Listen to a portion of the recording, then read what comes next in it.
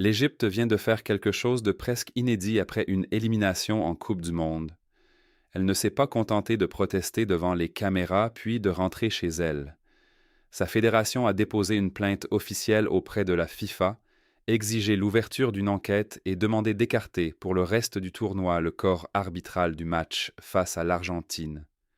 Ce n'est pas un simple accès de colère. Une fédération nationale met ainsi en cause, par écrit, la crédibilité du plus grand événement du football et qui somme l'instance dirigeante de répondre honnêtement. Moins de 24 heures après l'élimination de l'Égypte face à l'Argentine, après la fin de match la plus électrique de la compétition, la fédération égyptienne a publié une réclamation officielle. Elle voulait des réponses. Elle réclamait une enquête et elle demandait d'écarter François Letexier et toute son équipe des rencontres restantes. Quand une fédération va jusque-là, il ne s'agit plus de mauvais perdants. Elle accuse alors le tournoi de ne pas avoir été disputé équitablement. Revenons aux faits sur le terrain, car les détails expliquent cette ampleur. L'Égypte menait un but à 0 lorsque Mostafa Ziko a conclu une action spectaculaire pour inscrire le 2-0. Le VAR est remonté 17 à 20 secondes en arrière, a repéré un tirage de maillot et un pied écrasé par Marwan Attia sur Lisandro Martinez, puis a annulé le but. Plus tard, dans le temps additionnel, alors que le score était de parité, l'Égypte a réclamé un penalty pour un tirage de maillot. Il y a également eu un contact entre Mohamed Salah et Julian Alvarez que le VAR n'a même pas réexaminé. Peu après, l'Argentine est partie en contre et Enzo Fernandez a marqué le but de la victoire, scellant un succès 3-2 et une qualification pour les quarts de finale. Le président fédéral égyptien, Hani Abo Rida, n'a pas mâché ses mots. Il a accusé Letexier d'avoir appliqué un double standard qui aurait coûté le match à l'Égypte, puis il a demandé que toute l'équipe arbitrale soit écartée de la Coupe du Monde dans l'attente d'une enquête. Un président fédéral peut difficilement être plus direct sans parler ouvertement de complot. En substance, il a dit « Votre arbitre nous a sortis du tournoi, maintenant retirez-le définitivement des terrains ». Cette plainte pèse bien plus que les protestations habituelles, car l'Égypte n'est pas seule. De nombreuses voix respectées et neutres lui ont presque aussitôt donné raison. Rob Green, à la télévision américaine, a déclaré sans détour que le but refusé ne devait même pas être examiné par le VAR, puisque la faute s'était produite à l'autre bout du terrain. Alan Shearer a souligné la contradiction évidente. Soit les deux actions étaient fautives, soit aucune ne l'était. Ian Wright l'a dit encore plus brutalement, Maritsali, si un but est annulé pour une poussée près du milieu, il faut également sanctionner la poussée sur Salah dans la surface. Jamie Carragher a affirmé que dans n'importe quel grand championnat européen, ce but aurait été validé même après révision. Les critiques ne venaient pas seulement d'Angleterre. Des spécialistes allemands ont soutenu l'interprétation égyptienne du penalty, estimant que le contact aurait dû être sanctionné et que pratiquement toutes les décisions litigieuses de la seconde période avaient tourné contre les Égyptiens. Lorsque autant d'experts neutres, sans intérêt dans le résultat, désignent les mêmes deux décisions, la plainte d'une fédération cesse de ressembler à de la paranoïa et devient un grief réel à examiner. Voilà ce qui rend l'affaire dangereuse pour la FIFA, au-delà d'une contestation isolée. La plainte égyptienne s'est ajoutée à une pile déjà conséquente. Presque silencieusement, cette Coupe du Monde est devenue l'une des plus contestées de mémoire d'observateurs. La Belgique a déposé une réclamation après qu'un carton rouge controversé a été annulé, permettant à une star adverse de jouer. L'Équateur a protesté après que des supporters d'une autre nation ont encerclé l'hôtel de son équipe avec des klaxons et des feux d'artifice avant un match, y voyant une violation du fair play. L'Iran a formulé une plainte concernant les restrictions de déplacement qui ont forcé son groupe à franchir la frontière américaine avant et après chaque match de poule. 4 fédérations, 4 plaintes différentes, toutes contre la même instance dans un seul tournoi. Ce n'est plus de la malchance, c'est un schéma et d'autres fédérations comprennent qu'elles ne sont pas seules devant la porte de la FIFA.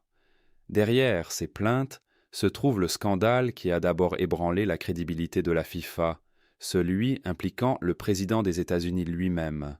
En 16e de finale, l'attaquant américain Folarin Balogun a reçu un carton rouge pendant la victoire contre la Bosnie-Herzégovine. Cette exclusion entraînait un match de suspension et devait le priver du 8e de finale face à la Belgique. Quelques jours avant la rencontre, le président Donald Trump a pris son téléphone et appelé personnellement le président de la FIFA, Gianni Infantino.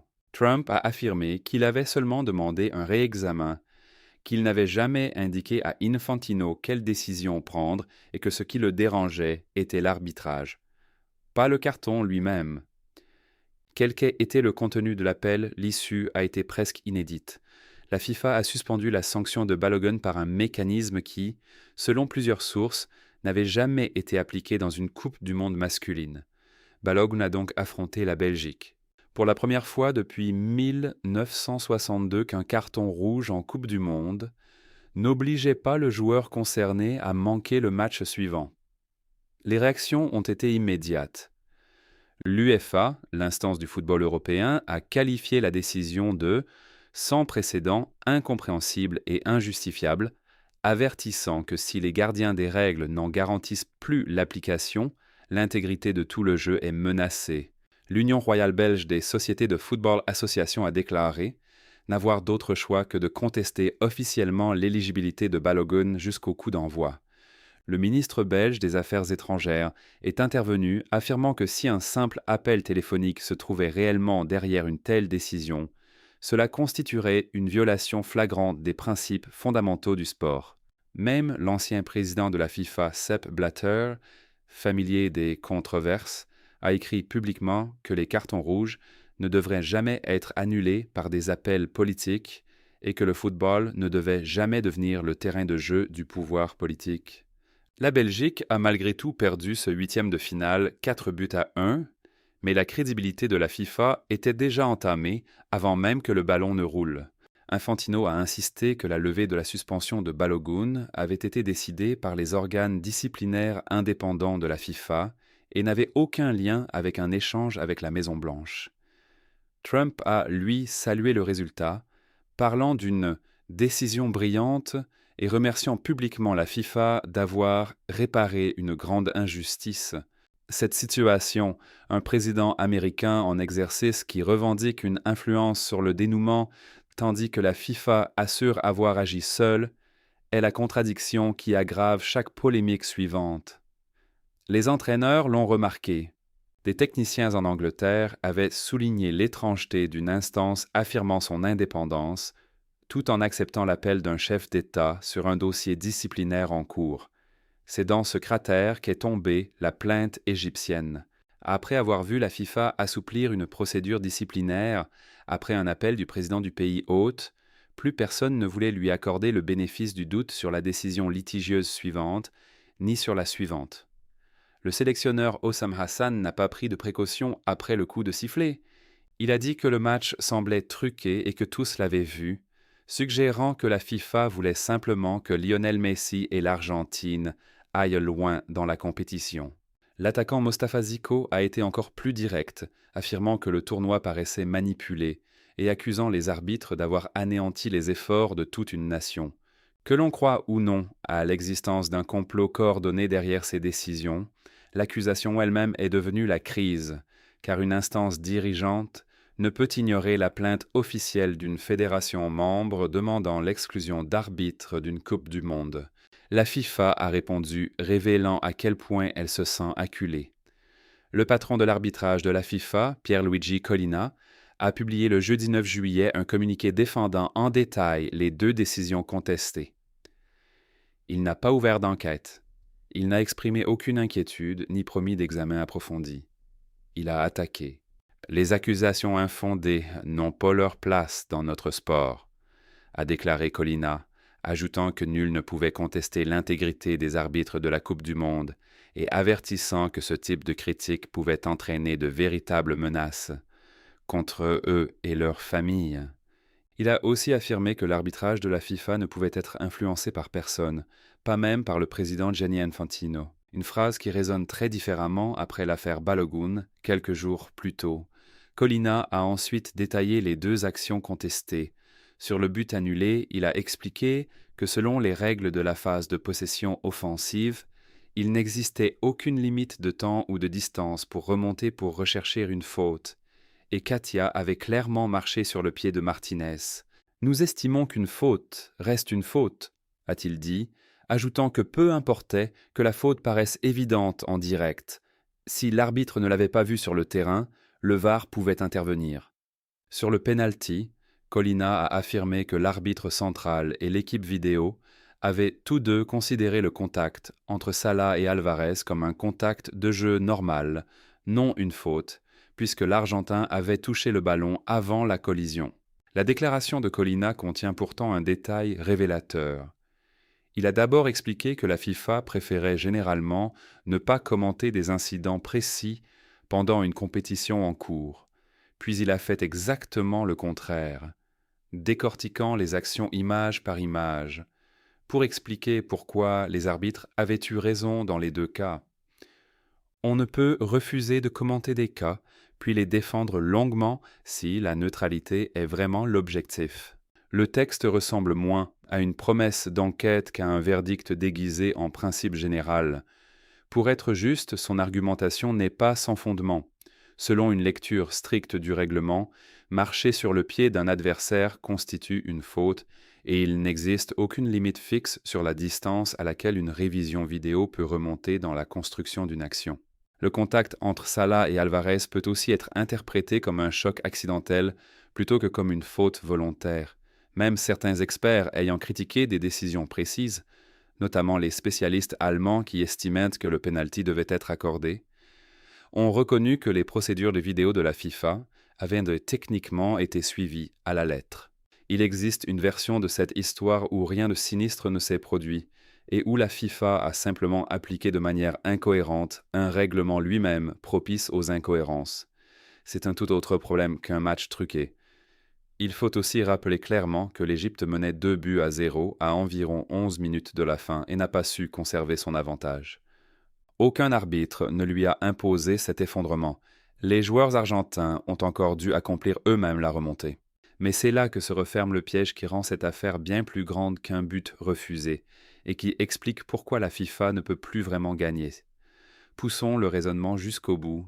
Si elle blanchit officiellement ses arbitres, ce que Collina a pratiquement déjà fait plusieurs jours avant qu'une véritable enquête puisse commencer, cela ressemblera exactement à la dissimulation que tout le monde attend, surtout de la part d'une organisation qui avait déjà tordu sa propre procédure disciplinaire après l'appel du président du pays hôte. Personne ne croit que l'arbitrage ne peut être influencé par personne, pas même Infantino, alors que la FIFA a donné durant tout le tournoi l'impression publique du contraire. Une absolution ne convaincrait donc personne et confirmerait les soupçons existants au lieu d'apaiser la situation. Inversons maintenant le scénario. Si la FIFA retire discrètement Letexier et son équipe du reste du tournoi sans l'annoncer clairement, ce sera un aveu implicite que quelque chose a réellement mal fonctionné. Et si l'arbitrage était mauvais, alors l'Argentine s'est qualifiée grâce à des décisions erronées, ce qui validerait officieusement toutes les accusations de manipulation. Il n'existe plus de troisième voie capable de restaurer la confiance, car celle-ci avait déjà disparu lorsque l'appel de Trump est devenu public. Il faudra observer attentivement la suite, car un indice ne trompera pas. La FIFA évalue la prestation de chaque arbitre après chaque rencontre, mais elle ne révèle presque jamais ses notes internes. Les désignations pour les tours à élimination directe ne sont généralement annoncées qu'1 ou 2 jours avant le coup d'envoi. Au début de cette semaine, la FIFA n'avait toujours pas confirmé publiquement l'équipe arbitrale du quart de finale entre l'Argentine et la Suisse, prévue le samedi 11 juillet à Philadelphie. Le signal à surveiller est donc simple.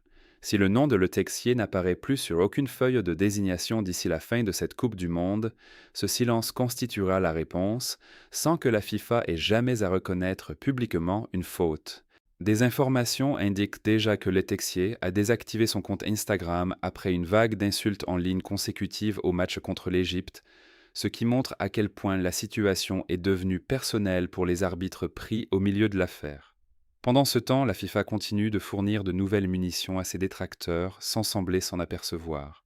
Pour le quart de finale entre la France et le Maroc, disputé le jeudi 9 juillet, elle a nommé une équipe arbitrale entièrement argentine, dirigée par Facundo Tello, la semaine même où elle était accusée d'avoir favorisé l'Argentine contre l'Égypte. C'était la première fois dans ce mondial que tous les officiels sur le terrain, les 2 arbitres assistants, le 4e arbitre et l'arbitre de réserve, provenaient d'un seul pays. Le sélectionneur français Didier Deschamps a choisi de ne pas en faire une polémique publique, déclarant qu'il ne créerait pas de controverse là où il n'en voyait pas. Mais de nombreux supporters et commentateurs en ligne ont eu du mal à croire au choix du moment. Un journal français a relevé que les récentes décisions de la FIFA de l'annulation de la suspension de Balogun à cette équipe entièrement argentine avaient accentué la pression sur tous les arbitres et nourri les soupçons croissants de partialité pendant la phase à élimination directe. C'est le genre de désignation qui pousse même ceux qui ne croient habituellement pas au complot à lever un sourcil et à se demander ce que les responsables de Zurich avaient en tête en l'approuvant. Les soupçons autour de l'arbitrage sont devenus si répandus qu'ils se sont transformés en plaisanteries récurrentes parmi les supporters sur Internet. Certains fans anglais ont suggéré, à moitié pour rire, que leur propre fédération devrait elle aussi faire appel d'un carton rouge puisque les règles semblent pouvoir se plier au bon coup de téléphone. Or, une plaisanterie persistante sur l'intégrité est peut-être pire pour une instance que le scandale initial. On peut enquêter sur un incident précis. On ne peut pas vraiment enquêter sur une chute qui s'est déjà répandue sur toutes les plateformes sociales du monde. Où tout cela laisse-t-il les principaux concernés? L'Égypte rentre chez elle après la meilleure Coupe du monde de son histoire, sa première victoire dans le tournoi, sa première qualification au-delà de la phase de groupe et son premier succès dans un match à élimination directe. Mais elle repart aussi avec la conviction durable que le plus grand résultat qu'elle ait jamais approché lui a été retiré par un écran et un règlement appliqué d'une manière pour elle et d'une autre pour les futurs champions. Pour une nation passionnée de football comme l'Égypte, septuple championne d'Afrique, qui a passé des décennies à quitter les Coupes du monde les mains vides, ce tournoi devait enfin réécrire l'histoire. Échouer à environ 11 minutes d'un premier quart de finale et voir ce rêve disparaître d'une manière jugée suspecte par la moitié du public produit une forme de chagrin très particulière et durable. Derrière le langage juridique, c'est bien de cela que parle toute cette plainte. L'Argentine, elle, poursuit sa route et affrontera la Suisse ce samedi à Philadelphie, avec l'ambition de remporter 2 Coupes du monde consécutives après son sacre d'il y a 4 ans. Le capitaine Lionel Messi a été aperçu très ému dans le tunnel après la victoire contre l'Égypte, tandis qu'une nation adverse entière se sentait volée de l'autre côté du même résultat. La FIFA se retrouve au milieu, tenant une plainte officielle à laquelle elle ne peut pas vraiment répondre honnêtement, car toute réponse sincère finit par mettre en cause ses arbitres ou l'organisation elle-même. L'Égypte n'a pas seulement contesté une défaite douloureuse, elle a inscrit dans un document officiel une remise en cause de la crédibilité de tout le tournoi et défié la FIFA de répondre publiquement. Quelle que soit sa décision finale, l'organisation sortira de cette affaire avec une réputation un peu plus abîmée en pleine organisation de la plus grande Coupe du monde de l'histoire. Il existe aussi un schéma plus large qu'il faut exposer, car l'Égypte et la Belgique ne résument pas toute l'affaire. La fédération équatorienne a déposé sa propre plainte après que des supporters d'une délégation adverse se sont rassemblés tard dans la nuit devant l'hôtel de l'équipe avec des klaxons, des feux d'artifice et des chants. Son communiqué décrivait ce comportement comme directement contraire aux principes affichés de fair play et de respect mutuel entre les nations participantes. De son côté, la fédération iranienne a formulé des objections officielles contre un programme de déplacement qui obligeait son équipe à traverser plusieurs fois la frontière entre les États-Unis et le Mexique avant et après chaque match de poule, jugeant cette logistique inutilement perturbatrice à l'approche de rencontres décisives. Pris séparément, chacun de ces dossiers aurait pu être présenté comme la mauvaise semaine d'une sélection. Réunis dans un même tournoi, avec la contestation belge du carton rouge et maintenant la plainte égyptienne contre l'arbitrage, ils forment quelque chose que les fédérations du monde entier ont commencé à évoquer ouvertement. Une Coupe du monde où la confiance dans l'instance organisatrice s'érode match après match au lieu de se renforcer à l'approche de la finale. Il faut se rappeler à quel point ce tournoi devait être symbolique pour la FIFA. Organisée aux États-Unis, au Mexique et au Canada, la Coupe du Monde 2026 a été présentée comme la plus grande de l'histoire. Élargie pour la première fois à 48 sélections et décrite par la direction de la FIFA comme la preuve qu'elle pouvait livrer un événement mondial impeccable et fédérateur sur le sol nord-américain. Au lieu de cela, pendant la phase à élimination directe, les gros titres se sont moins concentrés sur le football que sur les appels téléphoniques, les sanctions annulées et les désignations arbitrales qui semblent toujours pencher dans la même direction. Pour une organisation qui a passé des années à vendre ce tournoi comme sa grande vitrine, ce sont des récits particulièrement difficiles à combattre durant les 2 dernières semaines avant la finale. Rien de tout cela ne signifie que le parcours de l'Argentine est illégitime, et il faut distinguer 2 questions très différentes. La première consiste à savoir si certaines décisions arbitrales ont été correctement appliquées selon la lettre du règlement de la FIFA, ce que Colina défend avec force.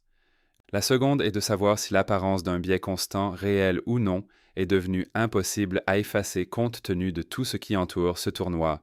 Ce sont 2 problèmes distincts, et la FIFA semble perdre le second tout en présentant une défense recevable sur le premier.